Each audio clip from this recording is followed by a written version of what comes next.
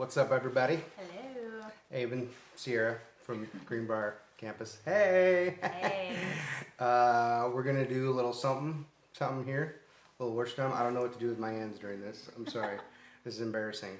I'm just gonna hold on to this. He acts like he's not in front of people. I'm the one not in front of people, and he's the one being awkward I right now. This don't is really like funny. being in front of people or cameras.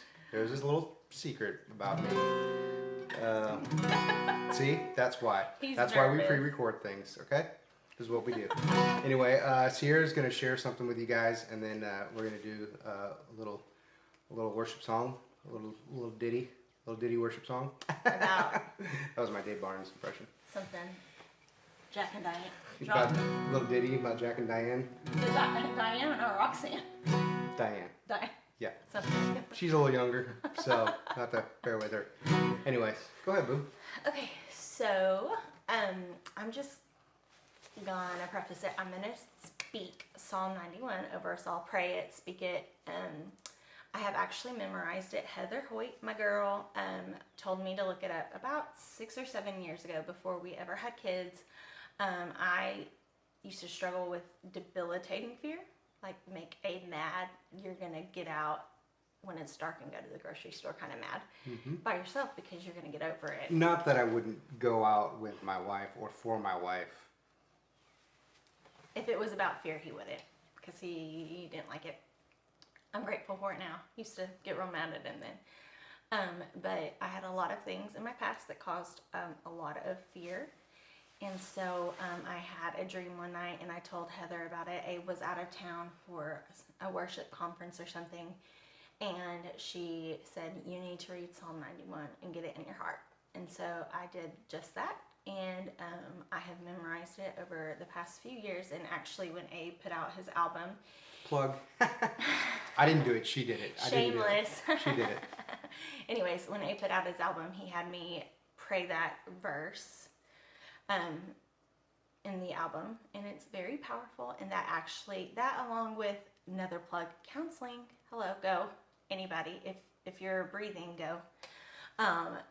That along with counseling has really helped me overcome my fear, and I really don't fear a lot of things. I have fear here and there, especially when it comes to my kids. And this scripture and the worship song we're doing is something that got me through last year when we weren't sure if his heart was damaged from his disease that he got when we were in and out of the hospital for a month. And so that was a really scary time in our lives. And so I really clung to this verse, and God revealed something to me probably a month ago, I think, in this verse.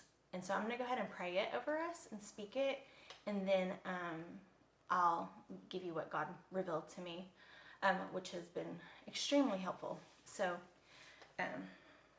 I know it, but I might mess it up if I don't have something. Okay. Whoever dwells in the shelter of the Most High will rest in the shadow of the Almighty. I say of the Lord, you are my refuge and my fortress, my God in whom I trust. Surely you will save me from the fowler's snare, and you will rescue me from the deadly pestilence. You will cover me with your feathers, and under your wings I will find refuge. Your faithfulness is my shield and my hedge of protection. I will not fear the terror of night, nor the arrow that flies by day, nor the pestilence that stalks in the darkness, nor the plague that destroys at midday. 1,000 may fall at our side, and 10,000 at our right hand, but it will not come near us. I will only observe with my eyes and see the punishment of the wicked. Because I say the Lord is my refuge, and I make the Most High my dwelling, no harm will overtake me, and no disaster will come near my tent. For the Lord has commanded his angels concerning me, to guard me in all of my ways. They lift me up in their hands, so that I will not strike my foot against a stone. I will tread on the lion and the cobra, and I will trample the great lion and the serpent. Because I love you, you say you will rescue me. You will protect me, for I acknowledge your name. When I call on you, you will answer me. You will be with me in trouble. You will deliver me and honor me. And with long life, you will satisfy me and show me your salvation. Okay, so that scripture is something I've prayed for 6 or 7 years. I know it. I pray it almost every night over my kids, especially Simi. And I still struggle with some fear in it, because I think if I go at night and I realize getting into bed that, oh gosh, I didn't pray that tonight. I'm like, oh no, great. I've prayed it for the past 2 weeks and now he's not going to be safe because I didn't pray it tonight. And it's ridiculous, but that's one of the things that I question a lot is, God, I know this is your promise, but what if I'm not praying it? Are you still going to be faithful in your promise? And Simi, if you know us at all or know our story at all, Simi, our 2-year-old, has struggled with respiratory illness and disease, and he's actually had severe sleep apnea, really severe sleep apnea. And so going to bed when I don't pray that, I do have a lot of fear. And so I have questioned God in that. And about a month ago when he gave me this revelation, it actually calmed a lot of things for me. I also pray the scripture in Psalm that says, when I lay down, I will sleep in peace, for you alone make me dwell in safety. And so I was praying that at the end of this prayer that I prayed over Simi one night. I thought, God, you alone make me dwell in safety. It's your faithfulness. And then it hit me. That's what I've been praying for 6 years. Your faithfulness is my shield and my hedge of protection. It has nothing to do with me being faithful and praying this every night. You don't say that if you're faithful and praying this every night, then I will keep you safe. You say, it's my faithfulness that is your shield and hedge of protection.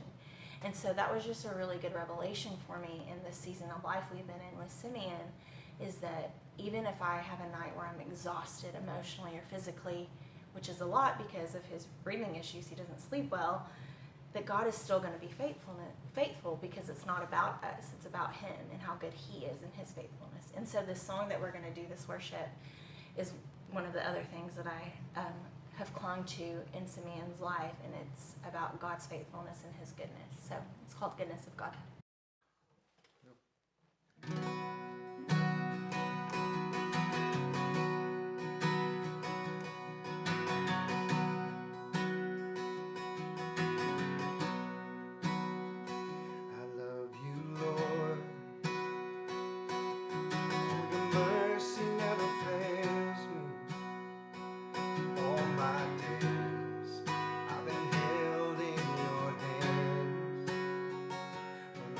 That I wake up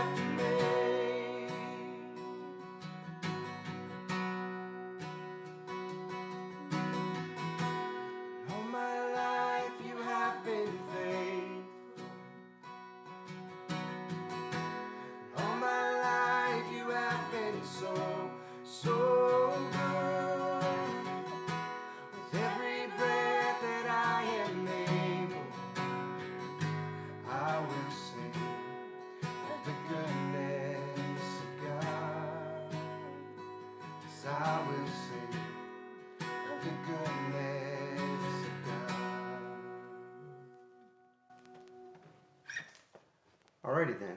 Everybody, stay safe out there. Wash your hands. Social distance. Social distance. Not in fear. Not in fear. Wisdom. Wisdom. Even with your toilet paper, use wisdom. Yes. Don't waste it. Yes. Don't flush the stuff that you shouldn't flush down the toilet. Lock up your toilet paper in the cabinet so the kids can't get into it. Good idea. Yes. Hasn't happened here yet, but it's possible. It is. Very possible. Very possible. I still don't know what to do with my hands because all this is... Okay, see ya. Bye.